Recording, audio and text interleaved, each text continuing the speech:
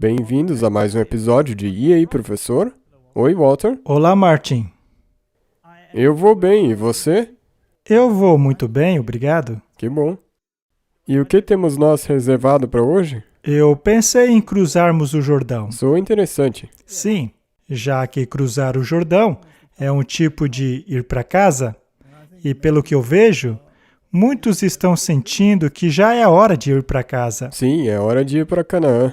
Mas não podemos atravessar o Jordão sem a Arca da Aliança. Ela precisa ir à frente de você. Então vamos abrir com uma palavra de oração. Nosso Pai nos céus, muito obrigado por nos reunir mais uma vez. Senhor, nós pedimos que Tu abençoes nossas mentes e essa conversa e nos ajude a discernir o certo do errado. Em nome de Amém? Jesus, amém. Se não houvesse tipologia na Bíblia, ela seria apenas um livro para o seu tempo. Mas por causa da tipologia, ela é atemporal. Neste programa, nós vamos dar mais uma olhada nas tipologias, apenas para nos certificarmos de que realmente vamos para casa. É. E as pessoas têm que perceber como implementar a tipologia do que aconteceu na época para o que está acontecendo hoje. Correto? Do que se refere à tipologia, a Bíblia nos orienta a aplicá-la. E um dos textos muito importantes para os tempos em que estamos vivendo hoje é 1 Coríntios 10, de 1 a 12. Paulo diz: Ora, irmãos, não quero que ignoreis o que os nossos pais estiveram todos debaixo da nuvem, e todos passaram pelo mar. Todos foram batizados em Moisés, na nuvem e no mar. E todos comeram de uma mesma comida espiritual, e beberam todos de uma mesma bebida espiritual, porque bebiam da pedra espiritual que os seguia, e a pedra era Cristo. Mas sempre que lemos algo positivo, existe um mas, não é? Infelizmente. É uma pena. Mas Deus não se agradou da maior parte deles. Por isso, foram prostrados no deserto. E estas coisas nos servem como exemplo, para que não cobicemos as coisas más como eles cobiçaram. Também não vos façais idólatras, como alguns deles, porque está escrito: o povo sentou-se para comer, para beber e se divertir. Martin, você consideraria essas coisas idolatria? Mas é idolatria, não é? Exatamente. De acordo com o texto, eles eram idólatras. E o que eles estavam fazendo no fim das contas? Eles comiam, bebiam e se divertiam. Portanto, comer e beber pode ser um ídolo. Existe a forma correta de comer e beber e a forma errada de comer e beber. E levantaram-se para se divertir. Isto é uma alusão aos esportes egípcios. Como já vimos em programas anteriores, a respeito do épico de Gilgamesh, o esporte era algo muito importante naquela época. O esporte era um ídolo. Como já mostramos aqui, um objeto redondo chegar a uma rede era um símbolo da vitória do Deus Sol sobre seus inimigos. O esporte, portanto, tinha uma conotação religiosa. Era um ato de adoração. Hoje também temos um ato de adoração. Nós até mesmo levantamos os braços, fazemos praticamente tudo o que faziam. É um ato de adoração. Com pinturas na cara e tudo mais. Fazemos tudo. No fim, é a mesma coisa. Então, a comida era um ídolo, assim como o esporte. Também não cometamos fornicação? Será que isso é fornicação literal ou fornicação espiritual? Como alguns deles cometeram, de forma que em um dia caíram 23 mil deles. Não tentamos a Cristo, como alguns deles tentaram e pereceram com a serpente. Note que há muitas informações nesse verso. esse tentar a Cristo e o envolvimento da serpente, isso tem a ver com a justificação pela fé. Pois quando aquela serpente foi erguida, aqueles que olhavam para ela eram curados. Cristo tornou-se pecado por nós. Também há a questão da murmuração. Não murmurem, como também alguns deles murmuraram e pereceram pelo destruidor. Ora, tudo isso veio a eles como exemplo, e estão escritas para aviso nosso, para quem já são chegados os fins dos séculos. Assim, aquele que julga estar firme, cuide-se para que não caia. Estamos a repetir a história de Israel, com a diferença de termos praticado o bastante e ter tido a chance de melhorar. Portanto, essas coisas são muito importantes. Devemos nos perguntar o que aconteceu com eles, por que aconteceu e por que Deus não se agradou deles, assim como o do porquê eles pereceram no deserto, para que não ocorra o mesmo conosco. E para nós é um exemplo, então temos que aprender alguma coisa a partir disso. Exato. Muito bem. Diz aqui que todos foram batizados em Moisés, e os hebreus foram todos batizados em Moisés, na nuvem e no mar. Tendo sido libertados da escravidão dos egípcios, eles continuaram no deserto, e Cristo deu a eles comida e bebida espirituais. Também de uma maneira física, Sim. o que também serve como um tipo de seu corpo. Sim. A água é um símbolo de libertação e purificação, mas também é um símbolo de destruição dos inimigos de Deus. É interessante como há sempre uma dupla conotação. Ao estudarmos sobre água na Bíblia, nos lembramos da Arca de Noé. O mundo foi destruído pela água, mas também teve vida pela água. E aqueles 8 que entraram na arca foram salvos. O número 8 é o número de Cristo. Aqueles, portanto, que estiverem em Cristo serão salvos, mas precisam primeiro passar pelo batismo. Agora, aqueles do tipo foram batizados em Moisés. Mas o que isso significa? É que Moisés foi um tipo de Cristo, e eles seguiram Moisés. Ou seja, aquilo que Moisés assinou, aquilo que Moisés acreditou, o que ele escreveu, serviu como um guia para eles. É claro, tudo veio de Deus. Sim. Moisés foi apenas um tipo, e ele fez menção ao profeta que viria e a quem eles deveriam ouvir. Eles, portanto, seguiram a fé de Moisés, e nós deveríamos seguir a fé de Jesus, não é? Interessante, não é? Muito bem. A tipologia é muito importante. Então, a Arca de Noé é um símbolo da água, assim como o cesto de Moisés, que flutuou sobre a água. A água que virou sangue, uma praga para os inimigos. Há então a divisão do Mar Vermelho. Eles passaram pela água. É um tipo do batismo. Eles saíram pelo outro lado vivos. O inimigo, porém, foi morto pela água. Chegamos então à travessia do Rio Jordão. Eles são exemplos da libertação de Deus através da água. Agora, o Jordão é especialmente interessante, pois ele também estava no caminho. E eles chegaram a um ponto em que a Arca da Aliança precisou ir adiante deles. O sacerdote a carregou. A correnteza naquela época era fortíssima. Precisamos prestar atenção em todos esses detalhes, pois são exemplos para aqueles que vivem hoje. Então os hebreus foram todos batizados em Moisés, na nuvem e no mar, tendo sido libertados da escravidão dos egípcios. Nós fomos libertados da escravidão do pecado. Ao invés do Egito, nós saímos da Babilônia. Há uma fortíssima conotação religiosa aí.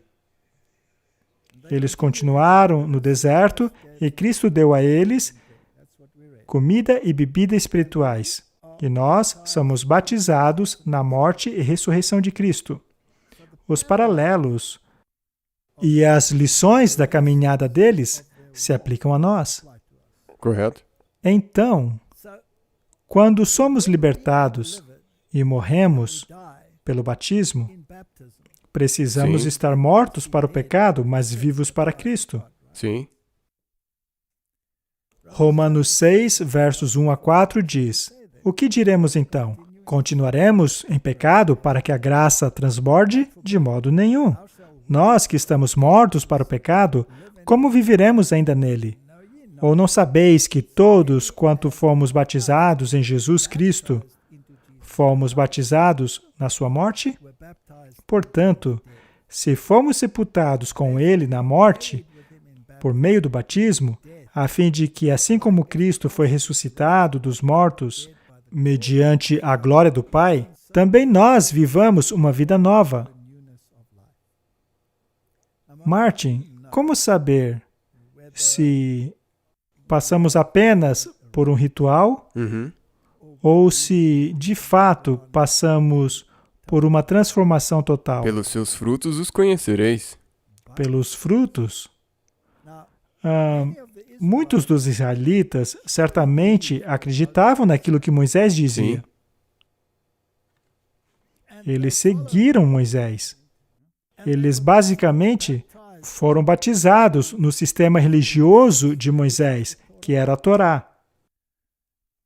Ainda assim, muitos deles pereceram no deserto. Muitos deles não foram realmente convertidos. Correto? Poderia ocorrer o mesmo hoje? Com certeza. Você acha? Nós estamos fadados a repetir o que os nossos antepassados fizeram. Os israelitas se recusaram a crer que Deus estaria com eles, e isto acabou sendo crucial. Em Números 14, 22, é dito que era a 10ª vez que Israel tinha testado Deus. Depois de 10 vezes, ficou muito claro que aquela geração de israelitas não confiavam em Deus. Então Deus jurou que eles não entrariam. Números 14, 22 diz o seguinte: Porque todos os homens que viram a minha glória e os meus milagres, tanto os que fiz no Egito como no deserto, me tentaram 10 vezes. Eles não ouviram a minha voz. E Deus foi paciente com eles? Com certeza. Ok. Muito paciente. E é mostrado, mesmo antes disso, que ele tem sido paciente com outras pessoas o tempo inteiro. Como tem sido paciente conosco? Até mais do que com eles. Mais ainda. Ainda mais paciência conosco. Eles então passam pelo Mar Vermelho, as águas se dividem, e dessa forma foram batizados em Moisés. Ou seja, eles o seguiram. Moisés pôs o bastão lá e eles o seguiram. Eles foram batizados na fé de Moisés. Passaram pelas águas e saíram vivos. Mas os inimigos foram destruídos. Os israelitas se alegraram por sua libertação, não é? Só que então, eles finalmente chegaram ao deserto, onde Deus disse: Eu os testarei para ver se andarão na minha lei ou não. Martin, como Deus disse isso se a lei ainda não havia sido dada? Ele não teria como ter feito isso. Mas ele disse, Sim. não? Ok.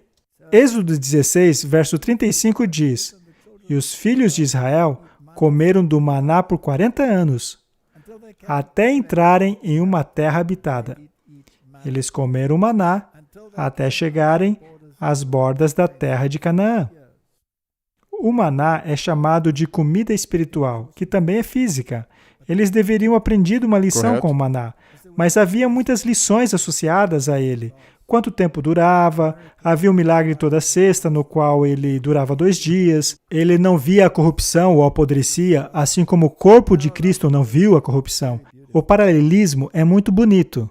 Em Números 11, 18 a 20 diz: E dirás ao povo, santificai-vos para amanhã, porque comereis carne. Este é um tipo que exige a nossa atenção. O povo queria as panelas de carne do Egito. Mas não apenas as panelas de carne. Eles também queriam as cebolas, os vegetais. Mas tem alguma coisa errada com essas coisas? Eu mesmo planto isso em minha horta. Não há nada de errado com cebolas. O problema era o paladar, era a associação. Mas especialmente a carne era o problema. Porquanto choraste aos ouvidos do Senhor, dizendo, quem nos dará carne para comer? Pois íamos bem lá no Egito. Por isso, o Senhor vos dará carne para comer. E não comerão 1 dia, nem 2, nem 5 dias, nem 10 dias, nem mesmo 20 dias, mas o mês inteiro. Comerão até sair pelas narinas, até que sintam nojo dela. Porque vocês rejeitaram o Senhor, que está no meio de vocês, e se queixaram a Ele, dizendo, porque saímos do Egito. Essa foi a primeira vez que eles tiveram carne ou foi a segunda vez? Segunda vez. Alguma coisa ruim aconteceu na primeira vez? Não. Deus havia deixado claro o seu desagrado, já que murmuraram contra Moisés, mas Deus não fez nada. Na primeira vez, eles não os puniu com as pragas. Mas nesta ocasião, quando a carne ainda estava nos dentes deles, antes mesmo de mastigarem, a fúria do Senhor se acendeu contra o povo, e o Senhor os atingiu com uma grande praga. Martin, há quanto tempo nos foi dada a mensagem da saúde? 170 anos? É bastante tempo, não? E será que Deus tem sido bastante tolerante em relação à carne e outros alimentos prejudiciais? Sim, com certeza. E me parece que sim. Bem, nós vivemos em um país em que a carne é o prato principal e qualquer outra comida é considerada enfeite. Sim. Agora, dentro da igreja, há o mesmo problema. Deus, no entanto, tem sido bastante tolerante. As citações no espírito de profecia não é um teste de associação. Ou seja, eu não posso dizer de me associar a alguém porque essa pessoa come carne. Ao mesmo tempo, há citações que deixam claro que o discernimento espiritual é afetado por causa da carne. E há declarações ainda mais fortes dizendo que não devemos confiar naquilo que é dito no púlpito se for associado ao consumo de carne. É um assunto bastante sério. E Deus, em sua grande misericórdia, tem procurado conduzir o seu povo pelo caminho correto. A mesma coisa que ele fez com Israel. A mesma coisa. Ele foi bem tolerante. Ele tolerou. Não é um teste de associação. Não é. Porém, na segunda vez, veio uma praga. E se isso for um tipo, qual é a probabilidade de haver um antítipo? 100%.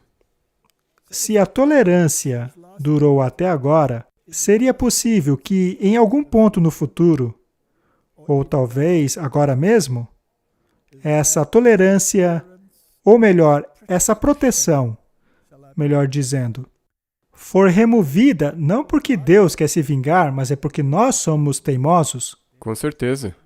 Você acha que sim? Nós até já mostramos antes algumas das citações. Correto. Vamos mostrar mais. E nós vamos mostrar mais, porque este é um assunto muito importante.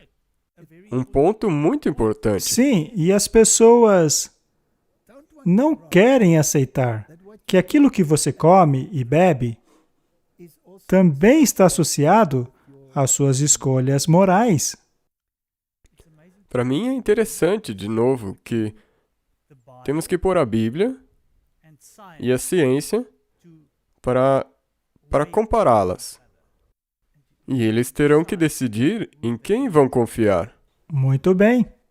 Agora, quando olhamos as estatísticas que estão saindo pelo mundo em relação às pessoas que estão morrendo por causa das doenças que estão por aí,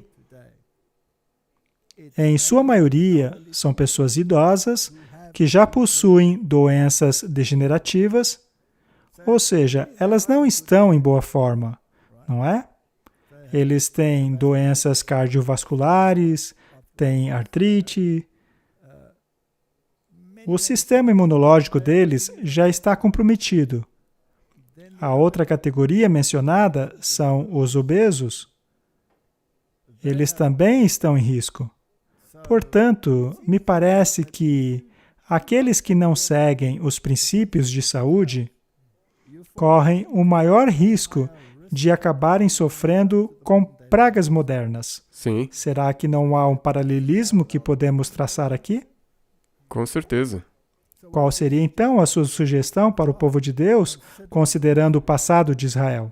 A minha sugestão é, como também nós já mostramos nos episódios anteriores, compare a sua ciência na qual você confia com a Bíblia. Se essa ciência concorda com a Bíblia, então você está no caminho correto. Mas se ela estiver em desacordo com a Bíblia, como nós mostramos aqui, então desconsidere-a. Mesmo que o mundo diga que essa é a versão Muito correta. bem. Sabemos que o mundo recomenda fortemente a proteína animal como sendo a melhor.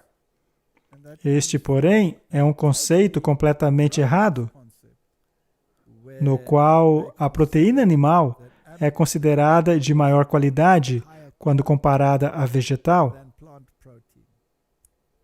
O mundo acredita que a proteína animal deveria ser a nossa fonte primária de alimentação, pelo fato de sua cadeia de aminoácidos ser completa, enquanto que a proteína vegetal é geralmente incompleta.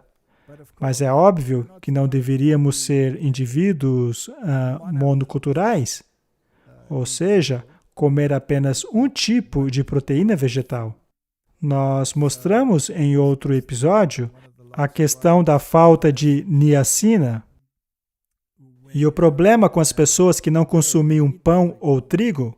Se você come apenas milho, você pode ter deficiência de niacina, mas se incluir pão na sua dieta, a doença já não existe. A questão é que Deus proveu uma grande variedade e Ele quer que façamos uso dessa variedade. O mundo moderno, porém, joga fora essa variedade e se concentra apenas na proteína animal. O que teremos para o jantar, Martin? Bife ou galinha? Vai ser bife, porque galinha é vegetal. É isso mesmo, Martin. Eu costumava falar muito isso no passado. Mas pare para pensar. É isso mesmo que as pessoas dizem. Sempre que alguém pergunta o que vai ter para a janta, eu nunca escutei alguém responder: nós vamos ter batatas para o jantar. Ou teremos brócolis. Ou teremos cenouras. Nunca. É sempre bife, galinha ou porco. Esse é o prato principal. E o que há além disso? É só uma coisa adicional. O resto é enfeite, não é? Esta, portanto, é uma tipologia que estamos prestes a cumprir. Aham. E eu acredito que esta segunda parte, na qual a dieta errada e o desejo errado estavam associados ao povo de Deus e associados à praga. Fica claro aqui que Deus enviou a praga, mas também poderia ser interpretado como Deus permitindo uma praga nos fins dos tempos. Muito bem. Fica aí, então, um alerta para o povo de Deus, que o estilo de vida é muito importante nos últimos tempos, além do aspecto espiritual. Correto. Bem, eu acho que já lemos o próximo antes, mas por ser tão raramente mencionado hoje em dia, eu pensei ser uma boa ideia ler novamente, porque a repetição é uma coisa muito importante. Nós aprendemos isso da grande mídia, que fica constantemente repetindo as mesmas coisas. E as pessoas acabam se acostumando com essas Então coisas. você está seguindo um bom exemplo do mundo, Martin? Eu não sei se é um bom exemplo. A santificação apresentada nas Escrituras abraça todo o ser, espírito, alma e corpo. Paulo orou para que os Tessalonicenses e todo o seu espírito e alma e corpo fossem preservados e irrepreensíveis perante o nosso Senhor Jesus Cristo. Rogo-vos, pois, irmãos, pela compaixão de Deus, que apresenteis os vossos corpos em sacrifício vivo, santo e agradável a Deus, que é o vosso culto racional.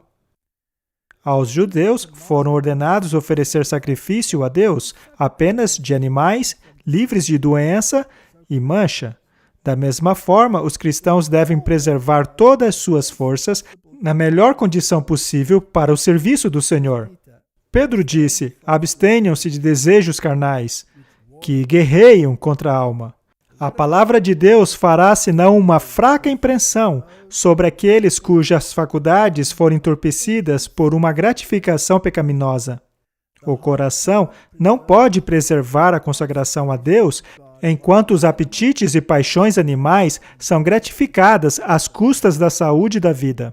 Paulo escreve aos Coríntios: vamos nos purificar de toda imundície da carne e do espírito, aperfeiçoando a santidade no temor de Deus. E com os frutos do Espírito, amor, alegria, paz, paciência, gentileza, bondade, fé e mansidão, ele inclui a temperança. Mas as pessoas dirão, Martin, que só comem animais puros, carne limpa. Eu já dei algumas palestras alguns anos atrás a respeito das condições da indústria da carne. Falei sobre como a indústria alimenta e cuida desses animais. E, ao compararmos com os princípios expostos na Bíblia, ao vermos os critérios atrelados aos animais impuros, constataremos, em primeiro lugar, que todos os carnívoros são impuros. Todos os carnívoros. Não há um carnívoro sequer que seja puro. Somente os herbívoros podem ser chamados de limpos. E dentro dos herbívoros, somente aqueles que não reciclam o seu alimento do reto, ou seja, animais que não sejam coprófagos. Portanto, o coelho e o cavalo, cujo alimento é fermentado no final de seu intestino e passa de novo uma segunda vez, são impuros por causa das toxinas que acumulam. Quando eles fizeram um experimento e usaram o esterco de um animal impuro versus o de um animal limpo, e analisaram os efeitos que causavam no crescimento do feijão, por exemplo. Se o esterco usado vinha de um animal limpo, ele não impedia o crescimento, mas se fosse de um animal impuro, ele impedia. O mesmo, portanto, ocorrerá com você.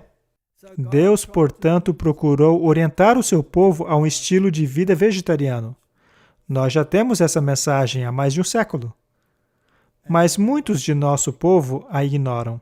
Porém, mais cedo ou mais tarde, quanto mais rejeitarem a mensagem, mais comprometido estará o sistema imunológico deles, o que aumentará as suas chances de sucumbirem a uma praga. Eu sei que fui bem direto, mas esta é a verdade. Sabe, eu não acho que existam mais animais puros sobre a terra, pois ainda que esses animais se alimentem de pasto, eles ainda estão sujeitos a doenças zoonóticas, ou seja, certas doenças que afetavam apenas um tipo de animal, agora estão afetando outras espécies. Por exemplo, antigamente, a gripe aviária afetava aves. Agora a gripe aviária também afeta o homem. Antigamente, a gripe suína afetava apenas os porcos. Hoje em dia, ela afeta a humanidade. Antigamente, a febre aftosa, que aliás é uma doença viral, hoje também contagia os humanos. Na minha opinião, não existe mais essa coisa de animal limpo, mesmo na melhor das circunstâncias. Pois mesmo uma galinha que viveu solta pode, da mesma maneira, retransmitir uma doença viral, que hoje é transmissível aos humanos.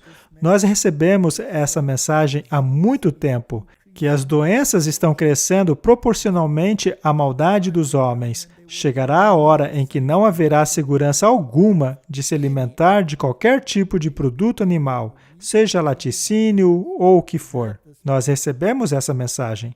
Mas será que temos alternativas? Sim. E quanto àqueles que desejam comer coisas com gosto de carne e queijo? Será que eles não têm opção nenhuma no mercado? Sim, ou você pode preparar da sua própria maneira.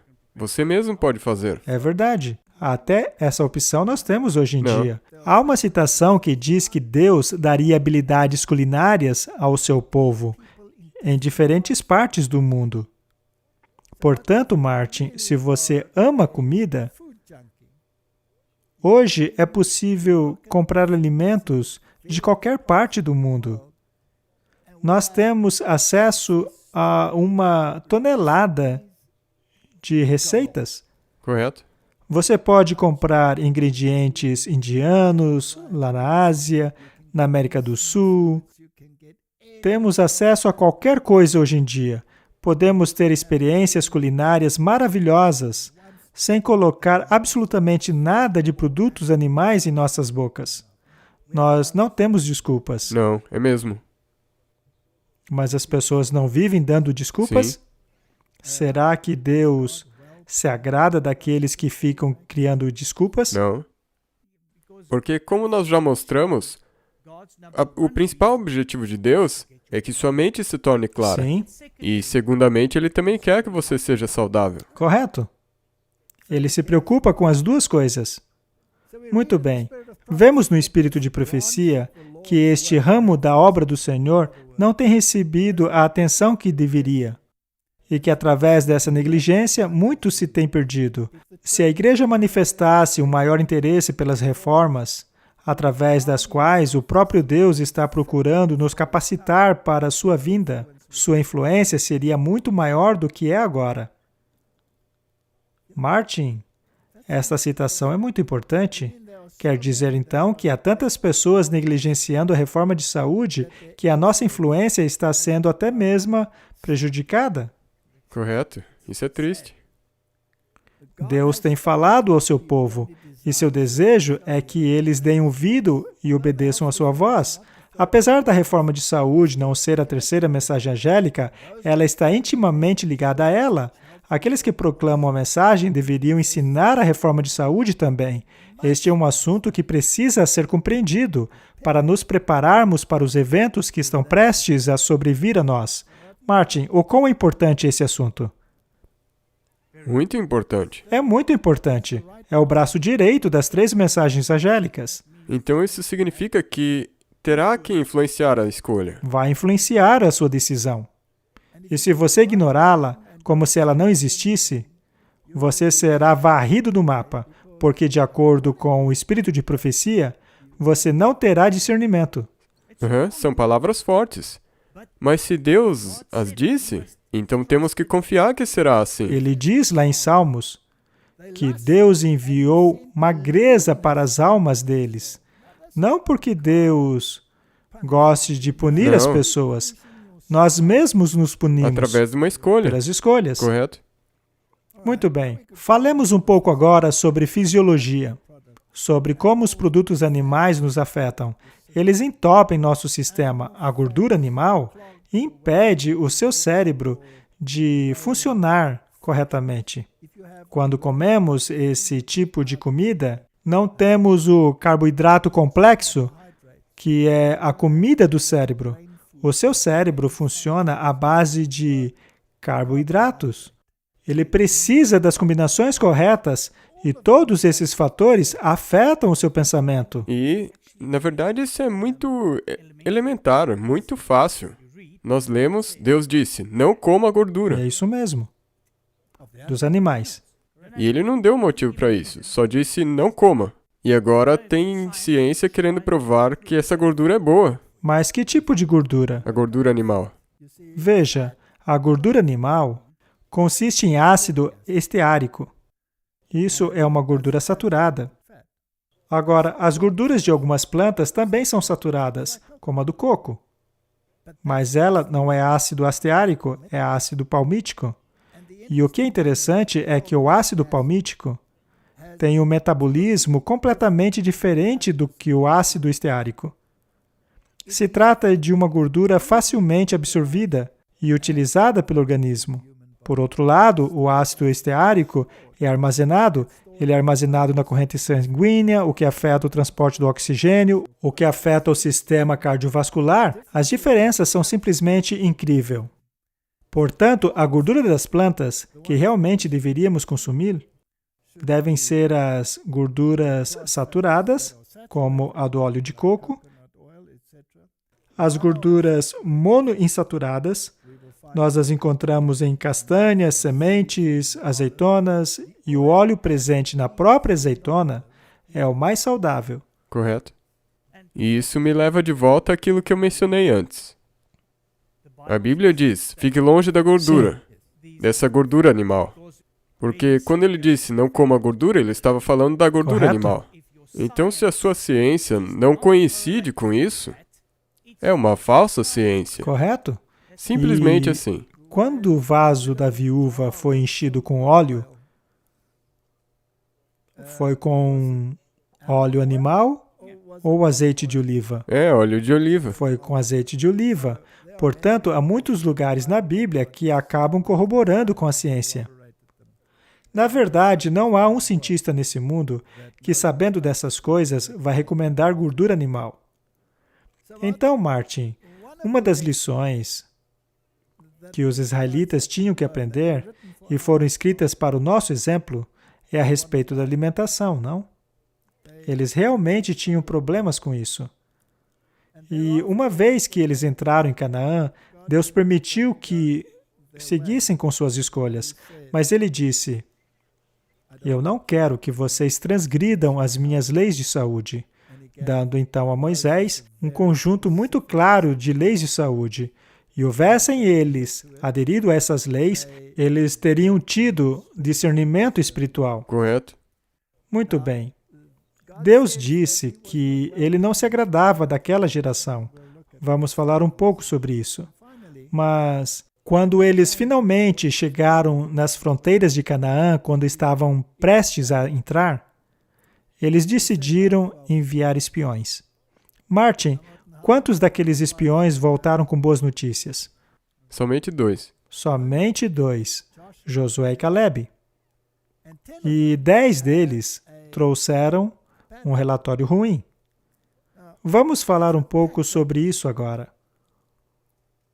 Josué e Caleb foram batizados em Moisés, Sim. não é mesmo? Aham. Então, eles assimilaram tudo aquilo que Moisés escreveu, tudo aquilo que Moisés acreditava. E o alimento que eles comiam não era apenas alimento físico, era também alimento espiritual. Eles cresciam na fé. Eles viram o que aconteceu no Mar Vermelho, viram tudo o que aconteceu no deserto e aceitaram o ensino. E eles eram 2 dos espiões que foram enviados, Josué e Caleb. E será que eles acreditavam no que Moisés cria? Sim. Eles acreditavam, então, que aquilo que Deus prometera, Ele cumpriria? Sim. Será, então, que aquilo que eles criam foi baseado nas experiências que tiveram? Correto? É. Eles viram que Deus fez aos egípcios. Eles criam que Deus faria o mesmo aos cananeus. Será, então, que quando eles viram gigantes, eles tremeram de medo? Não. Não? Não, eles permaneceram firmes. Pois eles sabiam o que aconteceu aos egípcios. Eles nem sequer empunharam uma Exatamente. espada. E quando eles voltaram, disseram que, com certeza, eles seriam capazes de tomar a terra. E era uma terra que manava leite e mel. E sabe de uma coisa? Eu não acho que foram Josué e Caleb que trouxeram aquele cacho de uva nos ombros. Eu acho que foram os outros 10. Mas ainda assim, eles se opuseram. Agora, será que o Josué e Caleb trouxeram um bom testemunho? Sim, era um testemunho positivo, ou seja, um bom testemunho. Eles trouxeram um bom testemunho. E o testemunho que eles trouxeram estava em harmonia com aquilo que Moisés escreveu? Sim. Aquilo que Moisés escreveu era conhecido como a lei, Aham. a Torá, não Sim. é? Então, o que eles acreditavam era a lei e o testemunho deles estava em harmonia com a lei. Correto. Então você não concorda que o testemunho deles provou aquilo que eles criam? Sim. Então poderíamos dizer, Martin, que aqueles 2 espias representam a lei e o testemunho? Sim. Com certeza. Mas e os 10? Será que eles acreditavam que Deus poderia fazer aquilo por eles? Tinha certas partes que eles acreditavam, mas eles não criam que Deus iria livrá-los. Os gigantes são muito fortes. Não podemos vencê-los. Simplesmente desistam. É verdade, a terra emana leite e mel, mas vocês nos enganaram e queremos voltar para o Egito. Não é mesmo?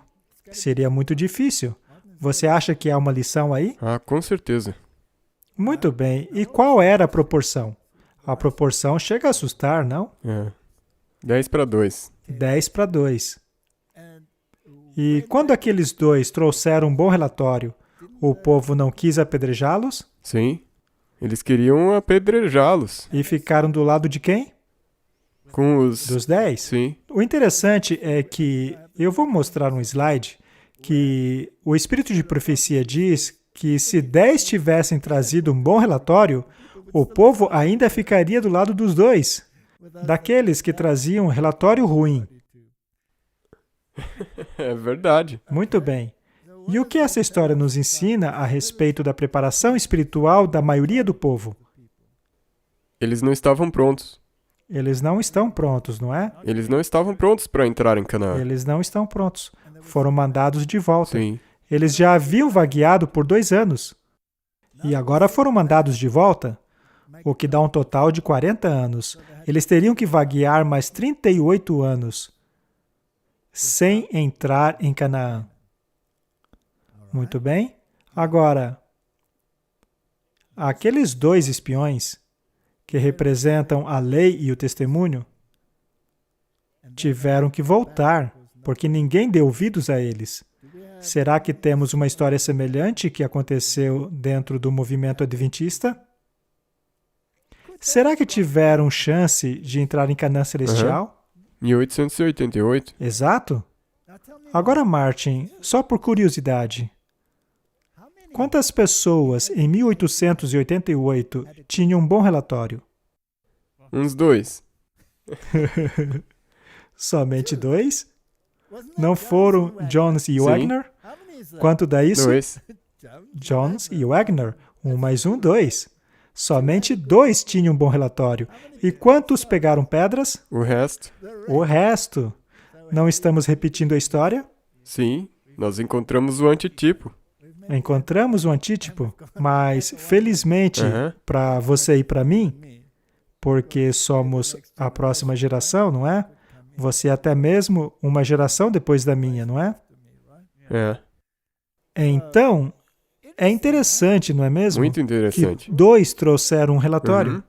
E isso nos faz abrir os olhos para onde nós nos encontramos na linha do tempo. Isso é fascinante. E foi em 1888. É bastante tempo atrás. E Deus não se agradou. E muitos daqueles tiveram que voltar para o deserto. Mas aí houve uma segunda tentativa de entrar. Mas vamos ler. Patriarcas e profetas.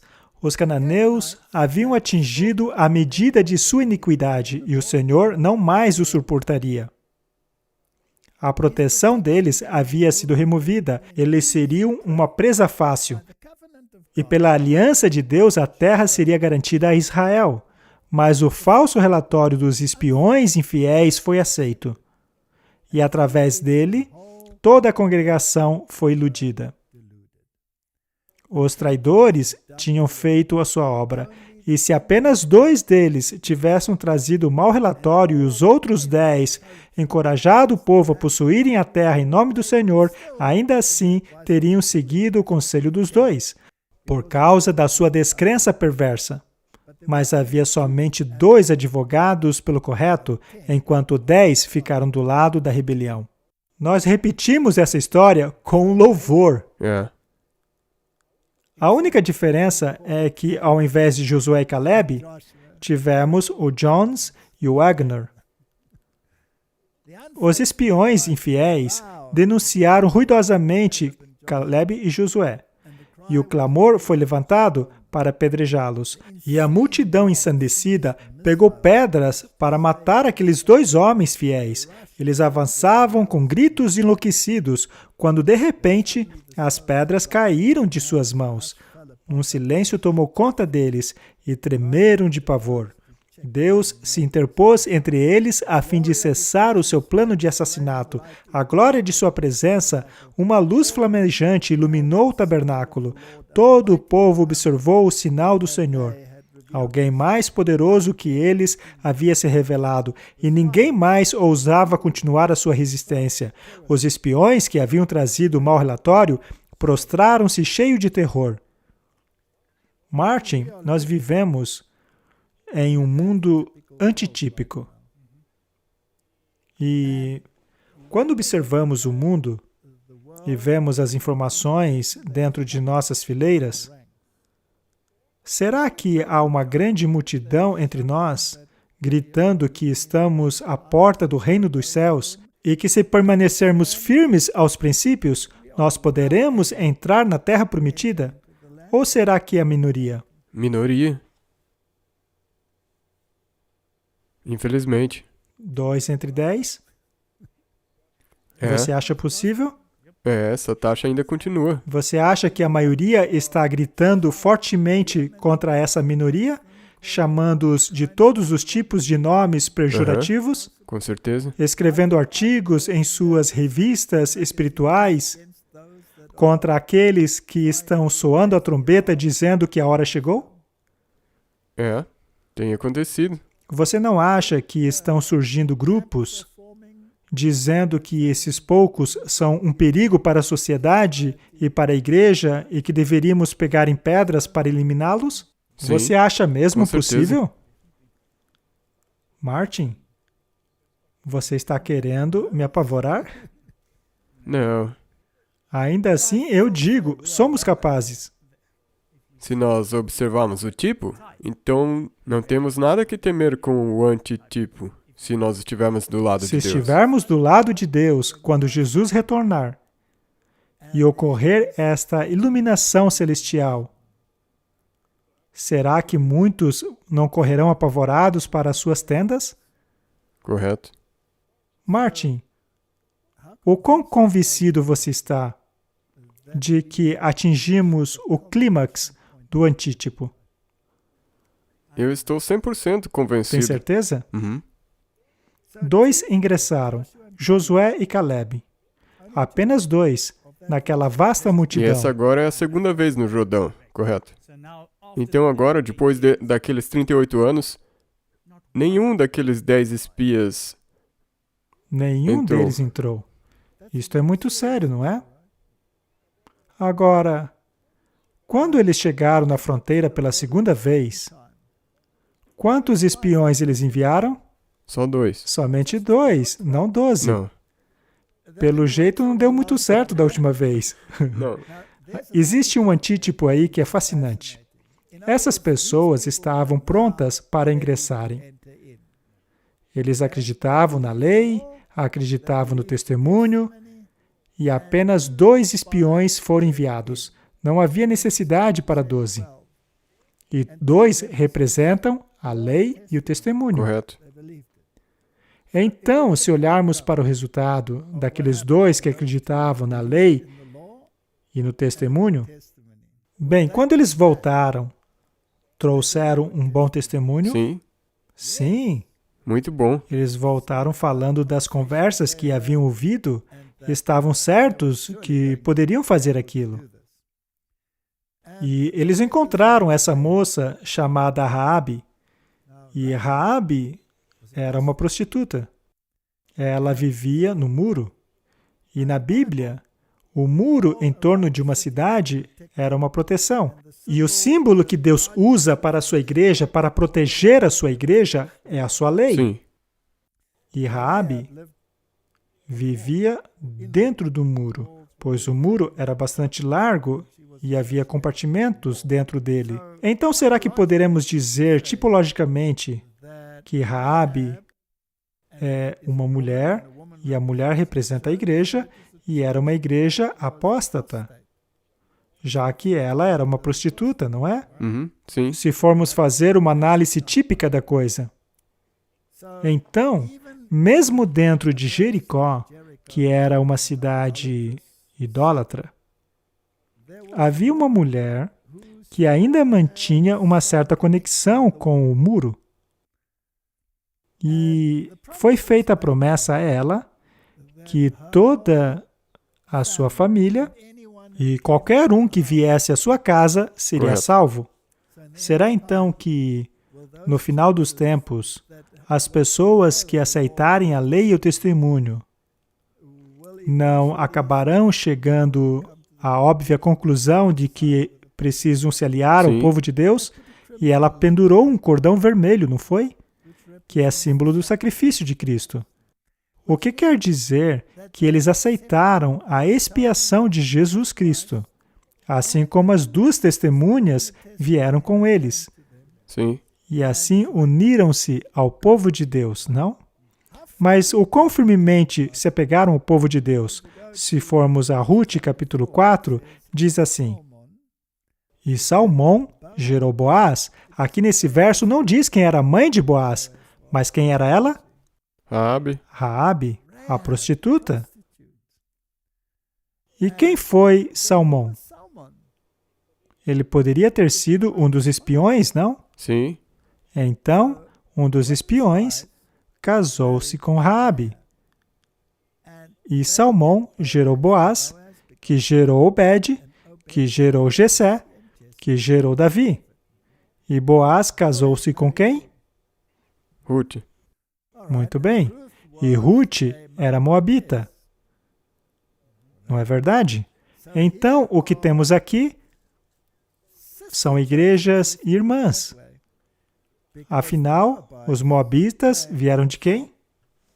De Ló. Então, eles também eram apóstatas e prostitutas. Mas alguns, como Ruth, disseram: o seu Deus será o meu Deus, o seu povo será o meu povo. Sim. Foi iniciativa dela querer tornar-se o povo de Deus, querer unir-se àqueles que possuem a lei e o testemunho. Então, é interessante que Cristo tenha incorporado todos eles em sua genealogia. Isso significa que de todos os lugares você é bem-vindo. É incrível. Eu acho a tipologia simplesmente E fantástica. a única coisa que você tem que fazer para ser parte é crer na lei e no testemunho. Correto? E Raabe confiou nos espiões? Sim.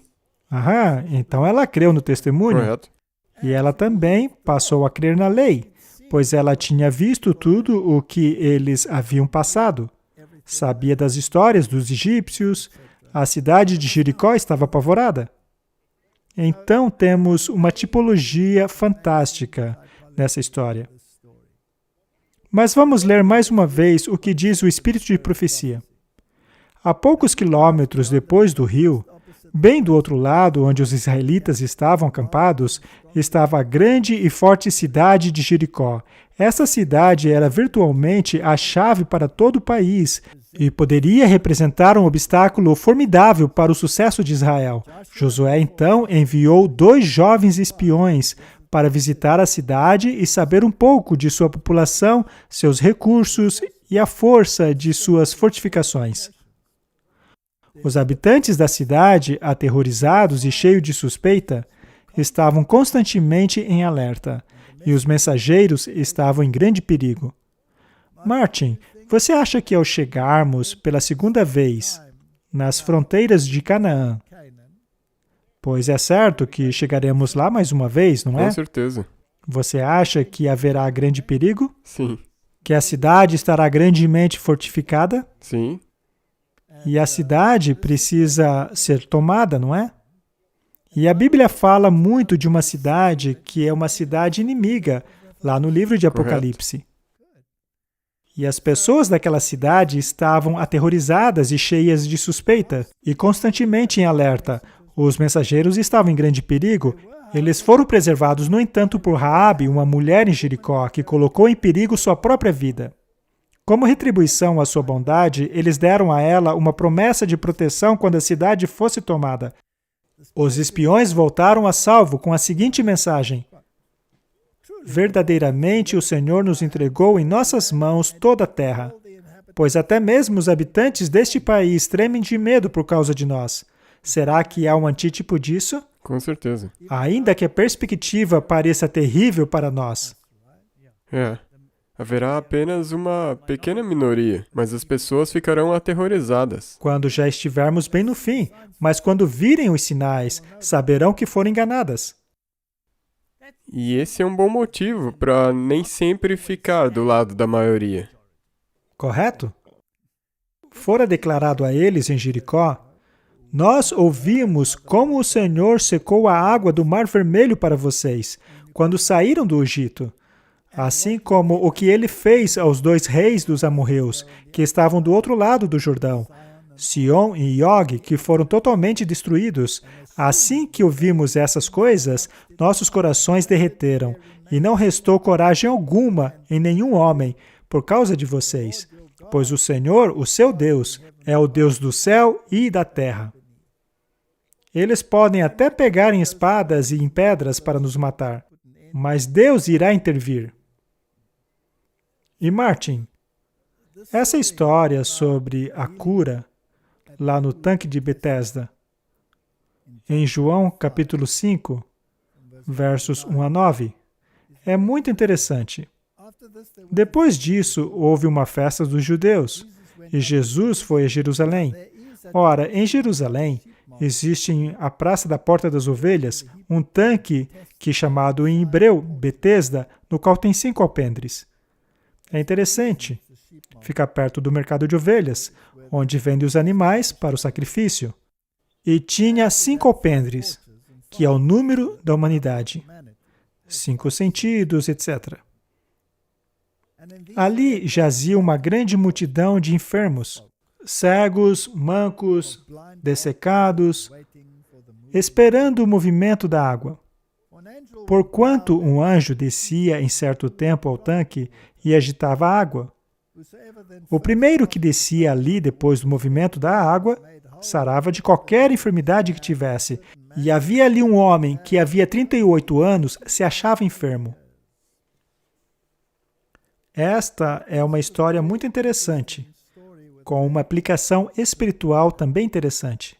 Alguns tradutores dizem que esse trecho do agito das águas não deveria estar ali.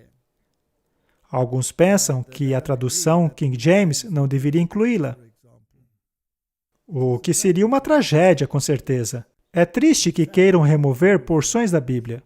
E uma vez que você vê qual é a lição espiritual, isso enfatiza a tragédia que é querer tirar essa parte. Exato.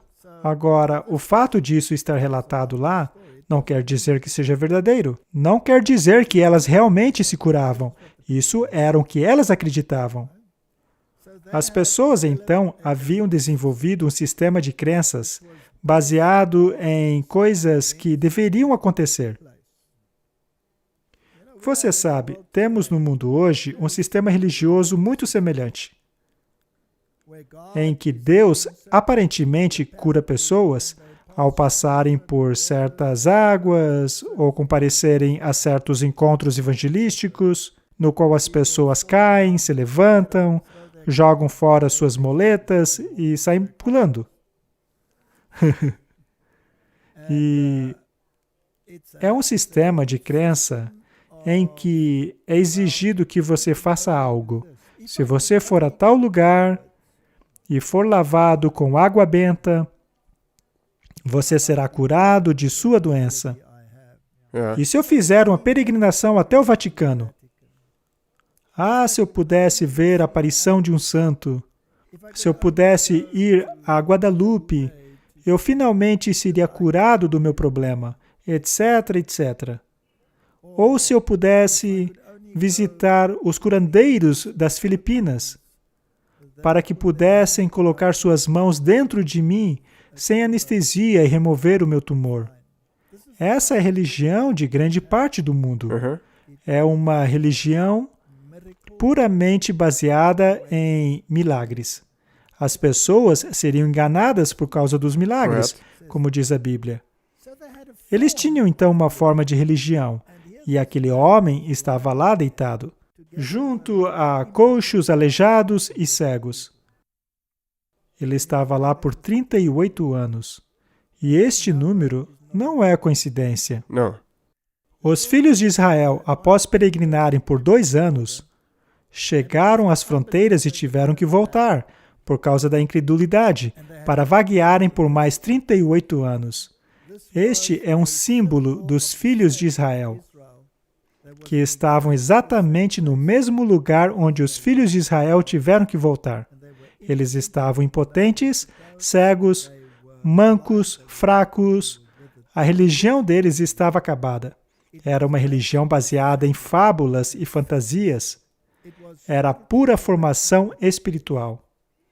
Era uma religião vazia, baseada em formalidades. E Jesus, ignorando a crendice deles, chegou ao homem e perguntou: "Queres ser curado?" Quando Jesus viu o homem deitado e soube quanto tempo ele estava daquele jeito, disse a ele: "Queres ser curado?" O enfermo respondeu: "Senhor, não tem homem algum que, quando a água é agitada, me coloque no tanque, pois quando ainda estou indo, outro já desce antes de mim." E disse Jesus: "Levanta-te, pega o teu leito e anda." Por um acaso Jesus ofereceu-se para ajudá-lo a chegar ao tanque? Não. Não, ele se distanciou daquela crendice. Correto? Agora, será que as igrejas do mundo estão nessa mesma situação? Você não acha que elas estão impotentes, cegas e mancas? É. E nós estamos prestes a entrar em Canaã. Ele ficou lá 38 anos. Já era hora de ir para casa. Não é? Correto? Você não acha que chegou a hora de ir para casa? Sim, com certeza. Já não estamos aqui há muito tempo? Sim. Enviaremos 10 ou somente 2 espiões? 2. Somente a lei e o testemunho, e é isso aí. E então, finalmente, atravessaremos o Jordão. E o homem foi curado imediatamente, pois a sua fé não era baseada em liturgias.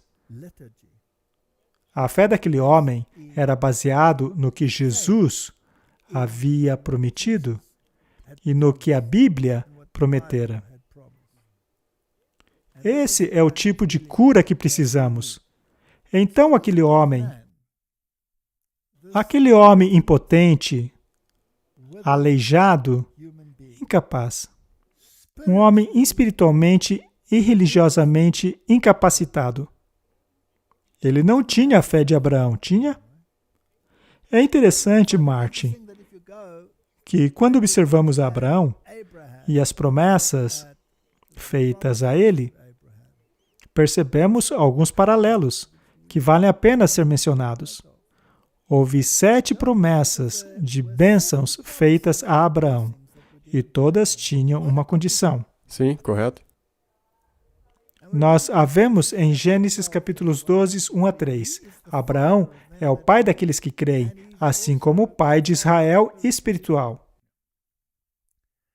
O Senhor disse a Abraão: "Saia de seu país e da tua parentela e da casa de seu pai. Vá para uma terra que eu te mostrarei." Martin, esta é uma ordem difícil. Sair de seu país, só que o país representa o mundo. Temos que deixar esse mundo, não é? Sim. Da sua parentela, da sua família. Em outras palavras, saia de sua família religiosa, saia de Babilônia. Sim. E da casa de seu pai. Haveria separação até mesmo entre pai e filho. Para uma terra que eu te mostrarei. Para nós, este é o reino celestial. Correto. Martin, você não acha interessante que muitas igrejas estejam pulando dentro do trem climático na tentativa de consertar esse planeta? O coração delas está aqui. Será Não, que isso elas me querem sair surpreende. daqui? Ou querem consertar esse planeta para Eles continuar estão tentando aqui? consertar isso aqui. Mas isso não é um problema? Sim. A maioria dessas pessoas e religiões, eles estão tentando construir um reino aqui, com este mundo caído. Dentro deste mundo caído. Mas tem um país muito melhor que Deus vai nos mostrar. E diz assim, eu farei de ti uma grande nação. Primeira promessa, eu o abençoarei. Tornarei grande o seu nome. Terceira promessa, você será uma bênção. Quarta promessa, abençoarei aqueles que te abençoam. Quinta promessa, amaldiçoar os que te amaldiçoam. Sétima promessa, e em ti todas as famílias da terra serão abençoadas. Sétima promessa. 7 promessas feitas para um indivíduo e para um povo. A condição dessas promessas era que Abraão deveria deixar tudo para trás. Será que Deus disse a Abraão, fique aí mesmo e conserte o lugar, e aí você será feliz? Não. Eu te darei uma verdadeira vida humana. Não. Que é a promessa do catolicismo, não é? A verdadeira vida humana. Ou essas outras denominações cristãs que dizem que nós temos que nos livrar de todo esse mal para que nós possamos então ter um céu na devemos terra. sair. Saia disso. Pois Deus nos mostrará um outro lugar. Há 7 bênçãos para Abraão. E há 7 bênçãos no livro de Apocalipse. A primeira é, bem-aventurado aquele que lê e aquele que ouve as palavras dessa profecia e guarda as coisas que nelas estão escritas, pois o tempo está próximo. Essa é a primeira promessa para o povo do tempo do fim. Estude essas palavras. Estude as profecias do livro de Apocalipse. Internalize-as e eu te abençoarei. Sim. Em outras palavras, os Calebes e Josués antítipos, que acreditam na lei e o testemunho, que guardam essas coisas no coração e estudam os sinais dos tempos, o que estão os outros 10 fazendo com esses? Juntando as pedras. Não é inacreditável? Bem, é tipologia. Tem que acontecer assim. Eles estão pegando as pedras, não é? Eles são xingados de todos os tipos de nomes e acusados de agitar o povo. Devemos apedrejá-los, devemos eliminá-los. Vamos falar mal deles em nossas revistas e dizer ao povo para silenciar essa gente. Pois eles representam uma grande ameaça à sociedade. Mas a Bíblia diz, bem-aventurado aquele que lê e estuda o livro de Apocalipse e o guarda no coração.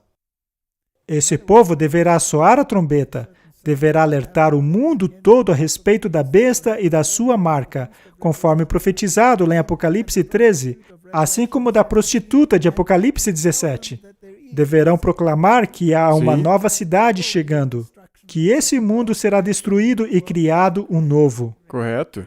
Eles têm que preparar as pessoas para entrarem em Canaã, a Canaã celestial. É isso mesmo. E eles serão apedrejados. E serão apedrejados. Apocalipse 14, 13. E escutei uma voz do céu dizendo a mim, escreva, abençoados são os mortos que morrem no Senhor a partir de agora. Sim, diz o Espírito, para que possam descansar dos seus labores e das obras que os precedem. Se você guarda essa mensagem no coração e a prega, ainda que você morra, você não estará morto, você estará abençoado. Correto.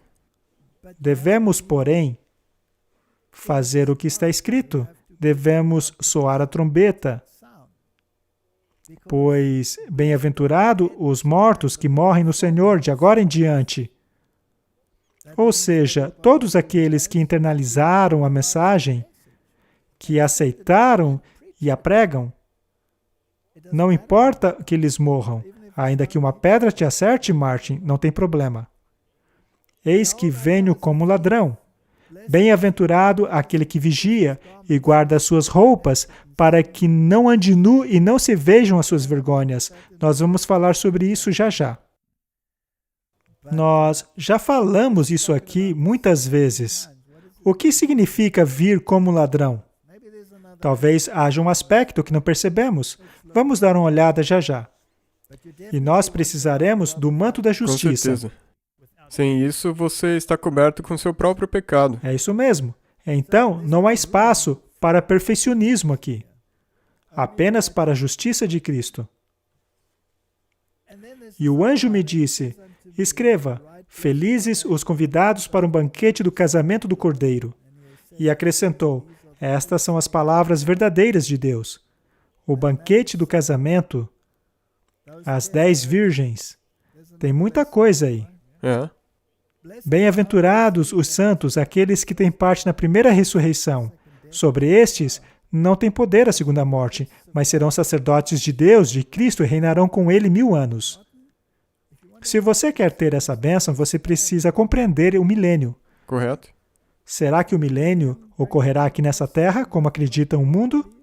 Não, não vai. Não.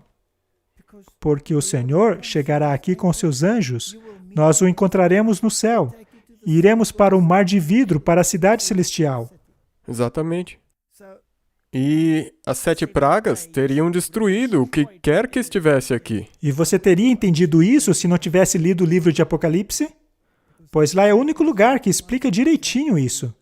A diferença entre a primeira ressurreição, a segunda, o milênio entre as duas, e o que acontece nesse milênio quando o povo de Deus for levado. Precisamos estudar o livro de Apocalipse. Mas não, vamos falar apenas de amor. Se você não puder encontrar amor no livro de Apocalipse, então você não poderá encontrar em nenhum lugar da Bíblia. Não encontraremos em nenhum outro lugar. Abençoado é aquele que lê o livro. E eis que venho em breve, e feliz é aquele que guarda as palavras da profecia deste livro. Você consegue ver uma progressão aí? É uma progressão. Com certeza. Alguns daqueles que pregarão essa mensagem irão descansar. Mas felizes são eles, pois descansam aguardando o chamado para ressuscitarem. E abençoado aqueles que guardam os seus mandamentos. Essa é a cereja do bolo, não é? Para que tenham direito à árvore da vida e possam entrar na cidade através dos portões. É óbvio que Satanás odeia esse verso e faz questão de pervertê-lo. É horrível o que tem acontecido com este verso.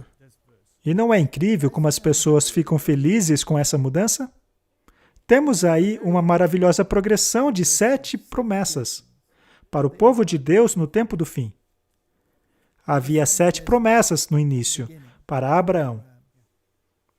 E também há uma bênção para aqueles que vigiam. Ela está lá em Mateus 24, 42 a 46. Vigiai, pois, porque não sabeis a que horas há de vir o vosso Senhor. Se o pai de família soubesse a que a vigília da noite haveria de vir o ladrão, vigiaria e não deixaria minar a sua casa. Assim, vocês também precisam estar preparados, porque o Filho do Homem virá em uma hora em que vocês menos esperam. Quem é, pois, o servo fiel e sensato, a quem o seu Senhor encarrega todos de sua casa para lhes dar alimento no tempo devido? Feliz o servo que o seu Senhor encontrar fazendo assim quando ele voltar. Há uma bênção muito especial, Martin, para quem vigia. Devemos vigiar. Vigiar o quê? Ele tem que ficar atento à vinda do seu Senhor, e ele tem que advertir. Ele tem que vigiar o que o ladrão está fazendo.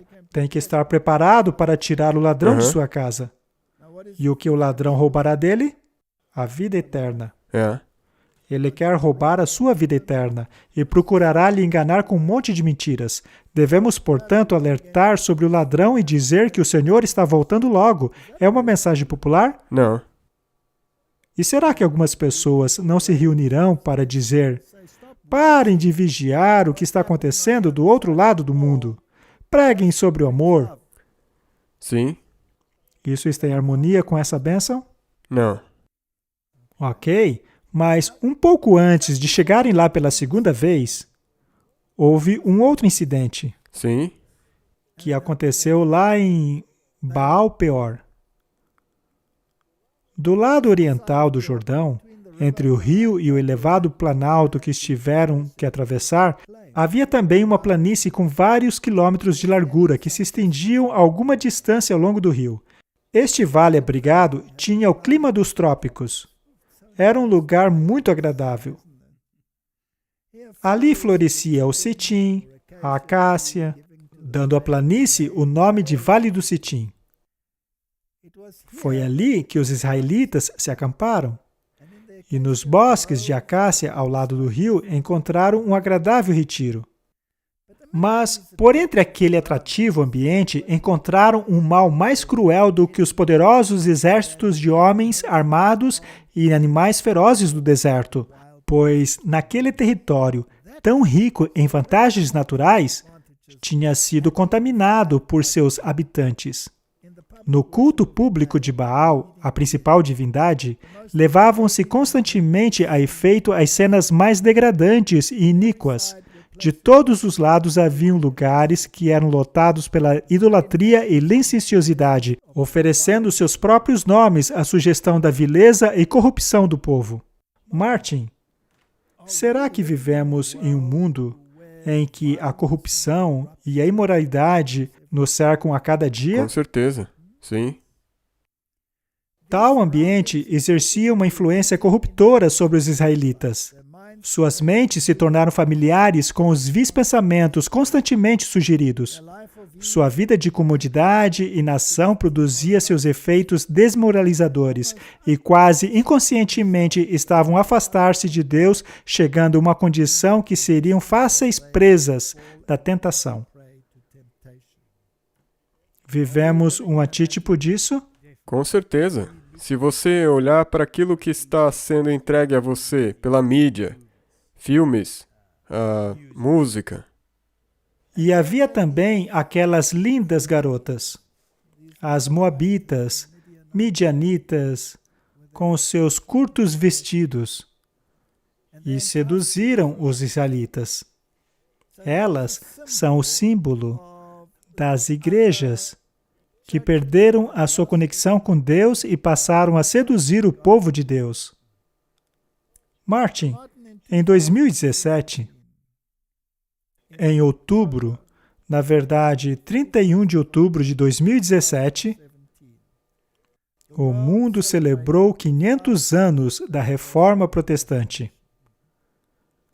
Mas, pela primeira vez na história dessa celebração, houve um evangelismo ecumênico massivo, no qual todas as igrejas participaram, em que as igrejas protestantes e o papado celebraram juntos o evento. Anunciaram que o protestantismo acabou. Aquilo que Martinho Lutero mais temia aconteceu. Em certos sentidos, a reforma, de fato, morreu. Eles dançaram com mulheres midianitas e moabitas. Todas as igrejas participaram. Elas venderam a lei e o testemunho. É uma coisa muito, muito triste. Isto quer dizer que Canaã já está às portas, não? Sim. É importante perceber isso. Já que as pessoas nos perguntam frequentemente aonde estamos nós no curso da história. Já estamos às margens do Jordão. Com certeza. E sentados em Siquém, nessa altura. É verdade. Mas quando o Jordão finalmente abrir, quando os sacerdotes colocaram seus pés na água e ela recuou vários quilômetros, foi permitido aos israelitas atravessar, mas sem chegar perto da arca. Afinal, eles não tinham carne santa. Eles ainda estavam submissos. Tinham que manter a distância. Você deve manter a distância, deve manter a fé, e então atravessar. E então pegaram 12 pedras e fizeram um altar. E um representante de cada um carregou uma pedra. Esses homens deviam ser fortes e fizeram um altar. E o temor de Deus tomou conta de todos. E apesar de terem passado por aflições, pois fizeram parte da primeira Páscoa, e também por terem sido circuncidados, veja, eles poderiam ter sido atacados, mas eles se curaram. E então eles tomaram Jericó. Já falamos sobre isso. Estamos no limiar desses eventos. Eu gostaria de ler uma citação muito boa aqui. Todo aquele que quer ter seu nome mantido no livro da vida deveria agora, nos últimos dias de provação, afligir sua alma diante de Deus com tristeza pelo pecado e verdadeiro arrependimento. É isso que precisamos estar fazendo agora. 100%, sabe? É a mesma coisa com as 3 mensagens angélicas. A primeira e a segunda, toda vez que você tem que passar por essa experiência, você tem que ficar triste pelo seu pecado e se arrepender. Então, será que preferíamos estar pregando o desenvolvimento sustentável e mudanças climáticas ou preparar o povo para a vinda do Senhor? Preparando as pessoas para a volta do Senhor e para entrar em Canaã. Muito bem. Precisa haver uma profunda introspecção no coração. O espírito frívolo e indolente da maioria dos professos cristãos precisa ser deixado de lado. Há uma dura batalha diante de todo aquele que deseja conquistar as más tendências que lutam pelo domínio. Eu realmente acho que estamos chegando a um ponto em que pragas tomarão aqueles do povo de Deus que insistem em não se adequar ao que foi revelado na vontade de Deus. Solenes são as cenas relacionadas ao fim da obra da expiação. Importantes são os interesses envolvidos. Julgamento está acontecendo agora no santuário celestial. Essa obra já começou há 40 anos, muito mais hoje em dia, não? Correto. Muito em breve, mas ninguém sabe quando. O julgamento passará ao caso dos vivos. Diante da terrível presença de Deus, nossas vidas serão passadas e revistas. Agora mesmo, mais do que em nenhum outro momento, convém que cada alma dê ouvidos à demonstração do Senhor, vigie e ore, pois você não sabe quando será esta hora. Vigiem, portanto, para que quando chegar, não estejam dormindo.